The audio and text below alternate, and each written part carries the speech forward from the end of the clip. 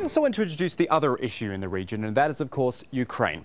Because Russia's presence there has brought Western sanctions onto the country, and it's also pushed Ukraine to the brink of bankruptcy and into an IMF-led $40 billion bailout.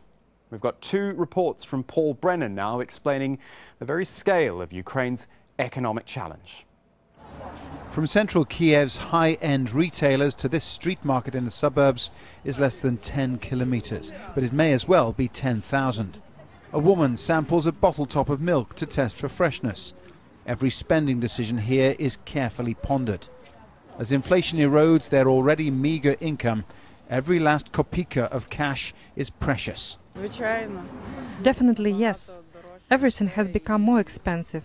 Utilities, food, everything. The wages are the same, but everything else is more expensive. 12-month inflation to the end of December was 24.9%. Ukraine's GDP dropped by 7% in 2014. And the currency, the hryvnia, is worth 15 to the US dollar, just half of what it was a year ago.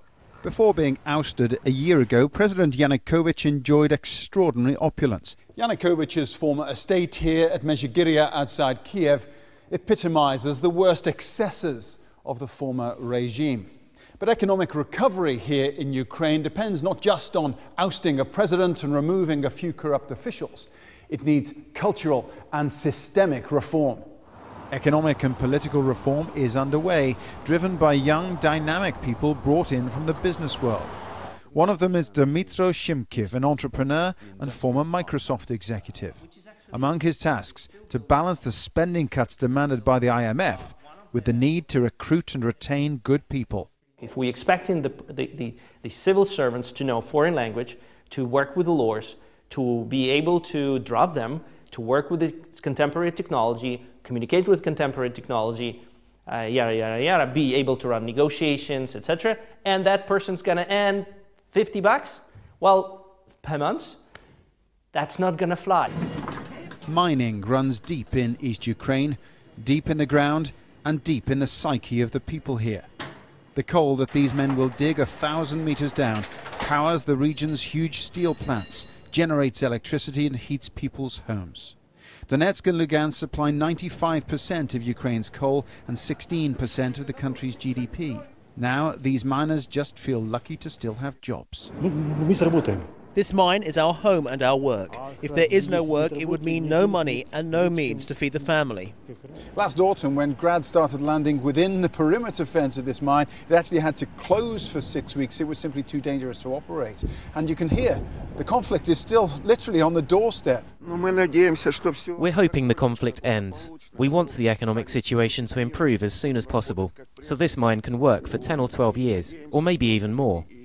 The conflict has meant industrial production in Donetsk has fallen 60% year on year, and in Lugansk it fell by 85%. Meanwhile, Ukraine's government is spending $10 million a day on the military campaign in the east. The former separatist stronghold of Slavyansk was recaptured by Ukrainian soldiers last July. The government in Kiev is now providing $24 million to subsidize the city's finances and support reconstruction. There are between 10 and 15,000 people who fled the conflict zone and who have settled in Slavyansk.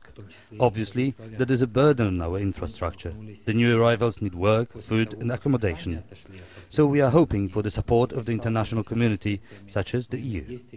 At least this ATM still has cash to dispense. Over in the separatist-held areas, the banking system has completely collapsed.